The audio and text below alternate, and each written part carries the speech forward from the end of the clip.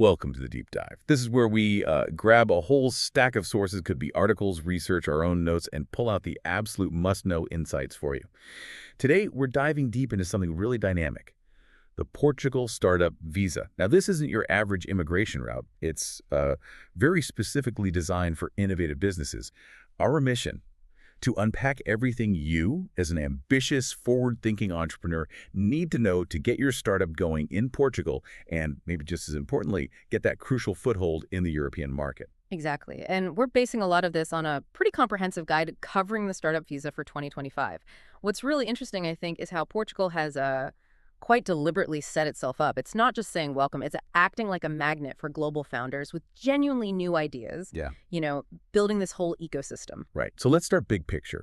What exactly is this Portugal Startup Visa, and why should people care? Why does it matter in the global startup scene? Well, at its heart, it's Portugal saying loud and clear, we want your innovation. It's specifically built to attract entrepreneurs with vision from anywhere in the world, really. The idea is they come, set up their startups in Portugal, and help turn the country into a top-tier European startup hub. Okay, and you mentioned it's different from other routes. How does it stack up against, say, the standard D2 entrepreneur visa? Good question. That's a key distinction. The D2 is broader. It's for pretty much any kind of business you want to start. The startup visa, though, it's laser focused. It's specifically for innovation-driven ventures, things with high growth potential.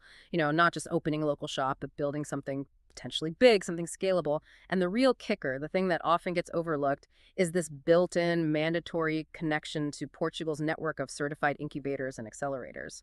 It's not just paperwork, it's like built-in support. That sounds like a significant difference. Yeah. So if I'm a founder weighing my options, what are the big advantages? What makes this visa really stand out? Well, there's quite a list, actually. First off, the application process is generally seen as more streamlined compared to some other visas. That's a plus. Then there's the expert support you get right from the start through those certified incubators. It's like having a support team baked in. Okay, so support, what else? You get immediate access to Portugal's own startup scene, the ecosystem, networking opportunities, which is huge when you're new. Plus, and this is important, potential access to funding. Those incubator connections can really open doors to Portuguese VCs and investment networks. And that sounds like it's not just about the business, right? It affects the founder's life, too. Absolutely. Family inclusion is a big one. Your spouse or partner, dependent kids, they can usually join you. Long term, there's a clear path laid out towards permanent residency and even Portuguese citizenship after 5 years. And for the business itself, you get direct access to the entire European market. That's massive. The whole EU business environment. Plus, tax incentives. Portugal has some attractive options, potentially including the non-habitual resident regime, the NHR. That can mean significantly lower taxes on foreign income for up to 10 years.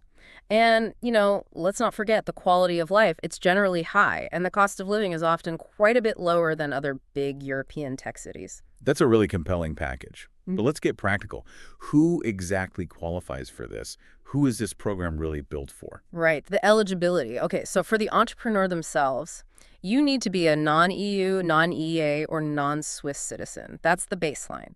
You have to be either founding a brand new innovative startup in Portugal or relocating an existing one there. And crucially, your business plan must get the green light from one of those certified Portuguese incubators. That's non-negotiable. You also need to show you have enough money to support yourself in Portugal. We can talk numbers later.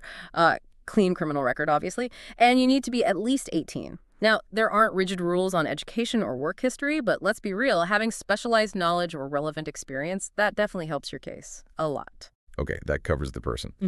But you said the venture itself is key. So what does the startup need to look like? This is where it gets really interesting, right? Exactly. This is the core. The company requirements really show Portugal's focus. First, it has to be innovation-focused, truly. New products, new services, new business models, not just tweaking something old. Second, job creation potential. The plan needs to show it can create jobs, especially for highly qualified people in Portugal. Third, growth potential. This is specific. You need to demonstrate a realistic path to hitting a turnover or asset value of at least $325,000 per year within 5 years of starting. 325,000 euros. Yeah. Oh. And it needs scalability. The vision has to go beyond just Portugal. Can it expand regionally, globally? And again, that incubator certification is mandatory. You must be accepted by a certified incubator. One interesting point, up to 5 people, like co-founders or key team members, can actually apply together on one startup visa application, as long as each person meets the individual requirements. That's useful flexibility. Now, money, always important. What are the financial requirements? What do you actually need to show in the bank? Okay, financials.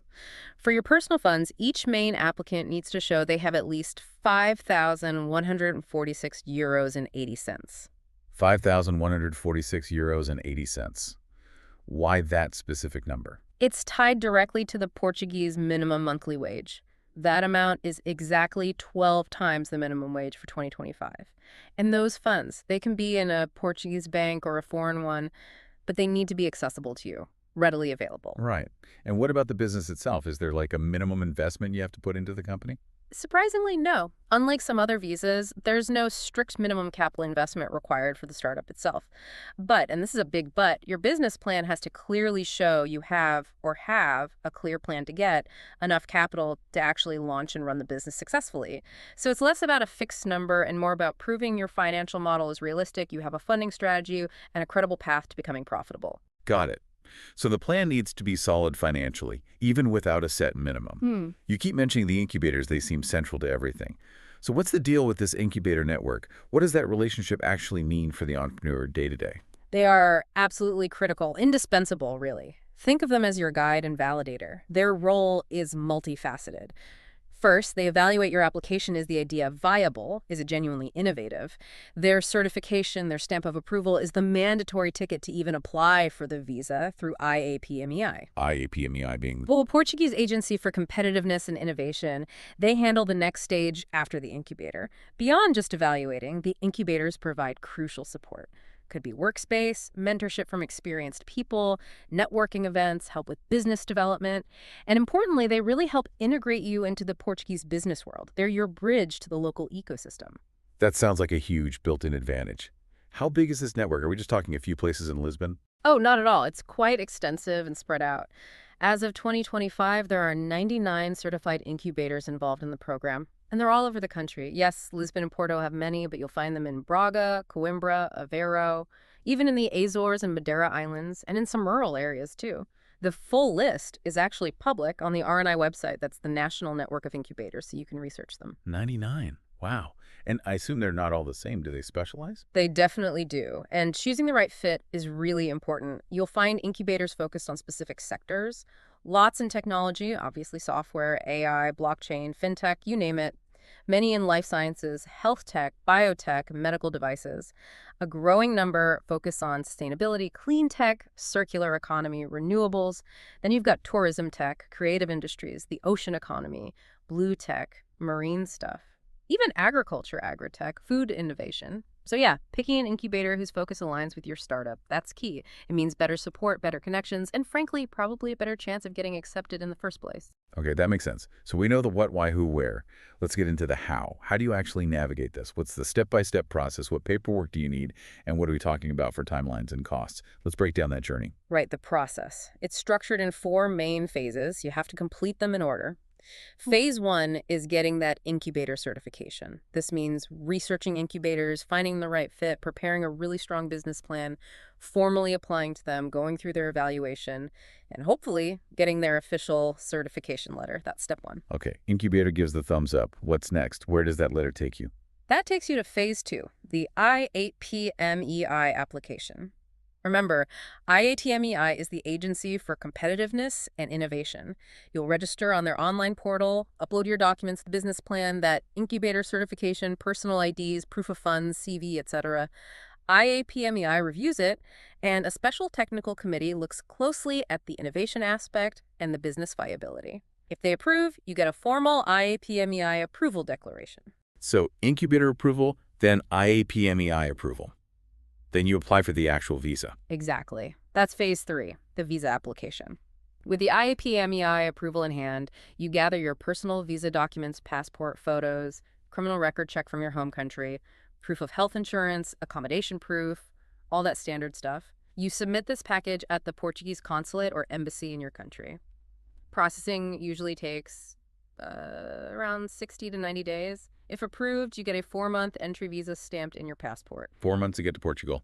And the final step once you land. That's phase 4, the residence permit application. You have to travel to Portugal within those 4 months. Once you're there, you need to schedule an appointment with AIMA. AIMA, that's the new agency. Yes, the Agency for Integration, Migration, and Asylum. It replaced ASIF. At the AIMA appointment, you provide biometrics, fingerprints, photo, and submit updated documents. If everything checks out, you'll then be issued your first residence permit card, typically valid for 2 years. Okay, that's a clear path, but a lot of steps. Let's talk documents. What specific paperwork is needed for each stage? People need checklists. Definitely. Okay, for IAPMEI Phase 2, you need their online form, the detailed business plan, that incubator certification letter, proof of your personal financial means, like bank statements, ID docs, and your CV. For the visa application, Phase 3, at the consulate, valid passport, the visa form, photos, the IAPMEI approval letter, proof of financial means again, the criminal record certificate, proof of health insurance for Portugal, and proof of where you'll initially stay, accommodation. And finally, for the residence permit, Phase 4, with AIMA in Portugal. Your passport with the entry visa, updated proof of accommodation, updated proof of finances, possibly an updated criminal record check, especially a Portuguese one if you've been there a bit, proof you're registered for Social Security if applicable, and ongoing health insurance proof. Right, lots of documents to keep track of. Laying all that out, it helps paint a picture. So putting it all together, what's a realistic timeline from start to finish, and what kind of cost should people budget for? Okay, timeline. Getting the incubator certification, that can be anywhere from 1 to 3 months, depending on their process and how prepared you are. The IAPMEI part usually takes about 1 to 2 months. The visa processing at the consulate, typically 2 to 3 months. Then you have 4 months to enter. And finally, getting the residence permit card processed in Portugal by AIMA, maybe 1 to 3 months after your appointment, though this can vary. So realistically, the whole journey, from starting your incubator application to having the residence card in hand, you're probably looking at 6 to 12 months total. 6 to 12 months. Yeah. Okay, good to know for planning and costs. Approximate costs, right? Incubator application fees can range. Some are free. Some might charge up to maybe €500. The IAPMEI application itself is free. The visa application fee at the consulate is €90. The residence permit application with AMA is €170. And then issuing the actual card costs another €156. Don't forget document translation and certification costs. Budget maybe €200 to €500 depending on what you need. Health insurance, probably €400 to €1,000 per year. And remember, incubator fees, once you're accepted, can vary a lot. Some might be free, especially if they take equity. Others might charge a monthly fee, maybe up to $500 or so for services and space. Okay, that provides a good financial snapshot. So once you've jumped through all those hoops, got the permit, you're in Portugal, what's next? How do you stay long-term? What's the path to permanent residency or maybe even citizenship? Right, the long game. That first residence permit is valid for 2 years. To renew it, you need to show you're making progress. This means your startup needs to be actively operating. You generally need to maintain your relationship with the incubator or show you've successfully graduated from their program. You'll likely need to provide progress reports, show you're compliant with taxes and Social Security in Portugal, and physical presence matters. The recommendation is usually at least 183 days per year in the country. The renewal involves another AIA appointment, updated documents showing your progress, and paying renewal fees. After that first 2-year permit, the subsequent renewals are typically for 3 years at a time. And then, after enough time passes, permanent residency or citizenship. Yes. After you've legally resided in Portugal for 5 continuous years on temporary permits, you become eligible to apply for permanent residency. The main requirements there are proving those 5 years of legal residency, showing you have stable income and accommodation, maintaining a clean criminal record, and demonstrating basic Portuguese language skills, usually A2 level. A2 level, Yep. so conversational basics. Exactly. Enough for simple daily interactions. And you can also apply for Portuguese citizenship after the same 5 years of legal residency. Requirements are similar. 5 years legal residency, clean record, the A2 Portuguese language ability, and also showing you have some effective links to the Portuguese community. And here's a crucial update for 2025. The 5-year countdown for citizenship eligibility now officially starts from the day you submit your initial residence permit application, not the date it's finally granted. This could potentially shave months off the waiting time, which is a significant improvement. That is a big deal. Okay, so this whole visa isn't just about the permit. It's about plugging into the ecosystem. What does that startup landscape in Portugal actually look like? Where's the action? It's definitely a vibrant and growing scene. You've got several key hubs Lisbon is still the biggest player, home to major incubators like Startup Lisboa, Beta I, strong in fintechs, SaaS, marketplaces, tourism tech. Then Porto up north is really dynamic. You've got UPTech, Scale Up Porto, strong in industrial tech, health tech, AI, material science. But it's not just the big two. Braga is known for deep tech, nanotech. Coimbra has a strong focus on health and biotech. The Algarve is growing, especially with remote work and tourism tech. And even the islands, Madeira and the Azores, have specific initiatives, particularly around the blue economy and sustainable tourism. Each region kind of has its own flavor and strengths. And funding. Is the money there for these startups coming in? The funding landscape is definitely maturing. You've got Portugal Ventures, which is a major government-backed VC. There's access to significant EU funding, like Horizon Europe. There's the 200M Fund, specifically designed to co-invest alongside international funds. Portugal 2030 provides structural funds, too. The business angel network is growing. Plus, many accelerator programs offer seed funding or direct investment as part of their deal. And beyond just cash, there's support infrastructure. There's a Web Summit in Lisbon every year, the government Startup Portugal Agency, Turismo de Portugal for tourism ventures, R&D tax credits like CFI2, and various IAPMEI programs. So yeah, the support system is quite developed. That paints a positive picture. So for someone putting in the effort making the application, what really makes it stand out? What are the keys to success? And importantly, what are the common ways people stumble? The business plan is, without a doubt, the absolute cornerstone. It needs to be rock solid. What does that mean? A clear innovation component. You have to articulate what is new and why it matters. Solid market analysis, show you understand the target audience, the competition. Showcase your team's capabilities. Why are you the right people to pull this off? Present realistic financials, believable projections, clear funding needs. Have a clear implementation timeline with milestones. Emphasize the job creation aspect, especially for skilled roles. And finally, a convincing scalability strategy. How will this grow beyond Portugal? So the plan is everything. What about choosing the incubator? That seems vital too. Absolutely. Your incubator selection strategy matters hugely. Look for sector alignment. Do they understand your industry? Check their track record, especially with international founders. What specific services do they offer? Does their location work for you? Understand their application process. And look for success stories. Have startups like yours thrived there? Do your homework on the incubators. That makes sense. So flipping it around, what are the common reasons applications don't make it? Why do people get rejected? Several common pitfalls. A big one is insufficient innovation. The idea just isn't seen as novel enough. Or limited scalability. It looks like a nice local business, but not something with major growth potential. Simple, incomplete documentation trips people up all the time. Missing forms, expired certificates, attention to detail matters. Unrealistic projections, financial forecasts that seem way too optimistic, or market assumptions that don't hold water. Sometimes it's limited experience. The team just doesn't seem to have the background needed for that specific venture. And finally, inadequate financial resources if the plan doesn't convincingly show how the startup will be funded through its initial critical phase. Okay, really useful warnings there. Given all this, what are some final practical tips for success? And are there any specific things to keep in mind for 2025? Okay, practical tips. Before you even apply, try to build relationships with incubators early. Visit Portugal if you can, shows commitment, helps you understand the ground reality. Start networking. Learn some basic Portuguese. It goes a long way. Do deep market research to enhance your actual application. Highlight past wins or achievements. If you have a prototype or MVP, showcase it. Get letters of support if possible. Provide technical docs if relevant. Really emphasize the positive impact your startup could have. Show you've thought about integrating into Portugal, and after you get approved, focus on cultural integration. Network actively for talent recruitment. Maybe connect with universities. Keep building your funding pipeline. Join local business groups. Focus on getting those first customers. And get your legal and accounting sorted out immediately for compliance. Solid advice. And what about 2025 specifically? Anything new or different? Yeah, a few key things for 2025. AIMA, the migration agency, is actively working on processing improvements. They've got a better online platform, more staff, more centers, trying to reduce those waiting times we sometimes heard about. They've also extended the validity of certain supporting documents until June 30th, 2025, which helps. Also, Portugal is putting a stronger emphasis on certain priority sectors. Think climate tech, digital health, AI, the ocean economy, space tech, cybersecurity. If your startup is in one of those areas, it might get a bit more attention.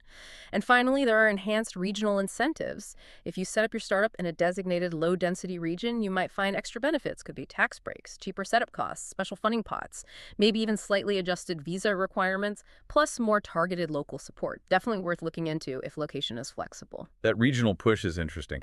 Okay, we've gone deep on the startup visa. How does it compare briefly to other options people might hear about? Let's do a quick alternatives check. Sure. Startup visa versus D2 entrepreneur visa. Main difference. Focus. Startup visa, innovation, high growth. D2 is any viable business. Process. Startup mandatory incubator. D2 is standard business plan evil. Speed. Startup often faster due to support. Requirements. Innovation versus general viability. Okay. What about startup visa versus tech visa? Totally different targets. Startup visa versus tech visa. Startup visa is for founders creating a new company. Tech visa is for skilled tech professionals being hired to work for an existing certified Portuguese tech company. The applicant is the founder versus the hiring company. Got it. And startup visa versus the digital nomad visa. Lots of buzz around that one. Also very different goals. Startup visa versus digital nomad visa. Startup visa is about building a local business, deep integration. DNV is for working remotely for foreign clients' employers. Less local integration needed. Finances. Startup looks at business funding model. DNV looks at your personal remote income. Duration. Startup aims for long-term citizenship. DNV is often more temporary or flexible. That clarifies the landscape nicely. To really make this concrete, can you share a couple of those real-world success stories? What does success actually look like? Yeah, the guide had some great examples. There was a fintech startup founded by someone from Brazil, incubated in Lisbon. They managed to raise $2 million within 18 months and expanded into 3 other European countries. Shows the potential for rapid scaling. Then a health tech example. A Canadian team using AI. They partnered with a Porto incubator. That led directly to working with Portuguese hospitals, and they developed a diagnostic tool that got international recognition. Real impact. Wow. There was also a sustainable energy venture. An Indian entrepreneur in Coimbra developed solar tech, created 15 skilled jobs in Portugal, and won contracts across Southern Europe and North Africa. And an e-commerce platform example. A team from Russia set up in the Algarve. They specifically used Portugal's location as a launchpad for both European and African markets. Shows that strategic positioning aspect. These aren't just theories, people are doing it. Those stories really bring it home. It's clear the Portugal Startup Visa is a really compelling, quite strategic option for innovative founders wanting to build and scale in Europe. That mix of focusing on innovation and providing that built-in incubator support seems quite unique. And when you add Portugal's location, the EU access, the costs, quality of life, the growing ecosystem, it really does make a strong case. Absolutely. If you connect it all back, that key difference, the thing that really sets the startup visa apart from maybe simpler entrepreneurial routes, is that deliberate focus on innovation and the mandatory link with the certified incubators. It's designed not just to let you in, but to actively help your innovative business succeed once you're there. So the final thought for you, our listener, if you are that innovative entrepreneur, how might choosing a country like Portugal, one that's strategically betting on startups and gives you that direct incubator partnership, how might that fundamentally change your venture's path, maybe in ways that go far beyond just getting the visa itself? Something to think about for your next big move.